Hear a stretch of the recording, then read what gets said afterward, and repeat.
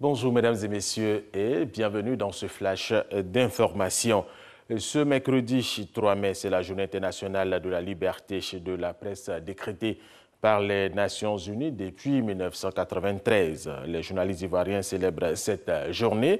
La cérémonie officielle a lieu à la RTI, ici à Cocody, par une marche des journalistes et hommes de médias dans plusieurs rues de la dite commune. Le thème de l'édition 2017, des esprits critiques pour des temps critiques, le rôle des médias dans la promotion des sociétés pacifiques, justes et inclusive.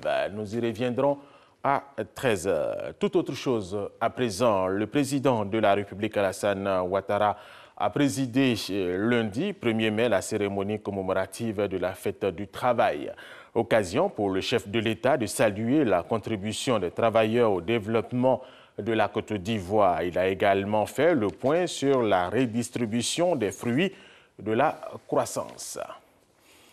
La 5e réunion des comités de pilotage technique du projet CEDEAO, Union européenne de lutte contre la prolifération des armes légères et de petits calibres, a eu lieu hier mardi ici à Abidjan.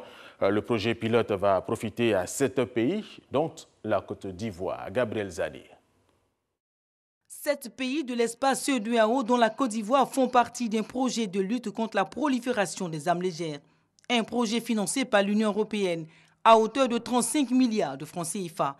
Une réunion des représentants des pays bénéficiaires de ce projet s'est tenue à Abidjan. Le but, évaluer les actions menées dans les pays concernés. Au cours de cette réunion particulièrement, nous allons aborder le point concernant la sensibilisation. Vous savez qu'au cours de la sensibilisation là-bas, on a pu recueillir des armes et on a pu noter que c'est l'une des fois où on a fait la sensibilisation, par exemple à Grabo, et on a pu recueillir des armes où les populations étaient bien impliquées.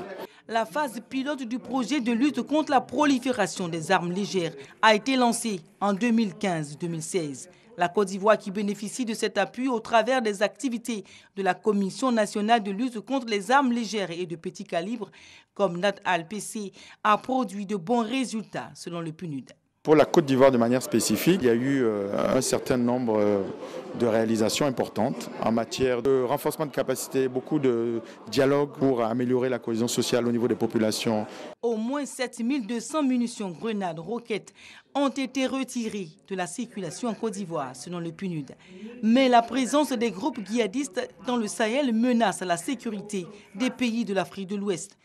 Face aux nouvelles menaces induites par un extrémiste aveugle, il est évident que le résultat de vos réflexions, bien à propos d'ailleurs, soit attendu avec beaucoup d'espoir pour une sous-région sans violence armée, ou tout au moins pour la réduction de celle-ci.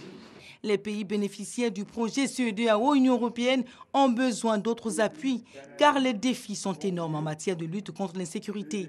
Des défis qui résultent du difficile contrôle de la criminalité transfrontalière, nourrie par la montée en puissance des sectes islamistes de la migration clandestine.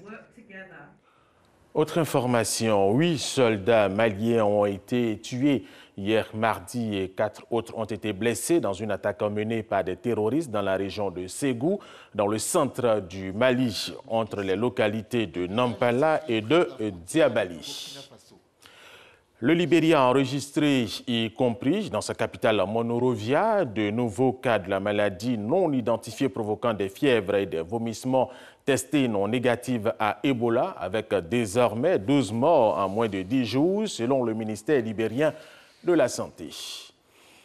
Au Soudan du Sud, pour terminer, 400 soldats britanniques vont être déployés dans les semaines à venir au sein de la mission de l'Organisation des Nations Unies dans ce pays, MINUS. Rappelons qu'au Soudan du Sud, la guerre civile continue de faire des ravages dans ce pays. C'est la fin de ce flash d'information. Merci de l'avoir suivi. Je vous retrouve tout à l'heure à 13 h.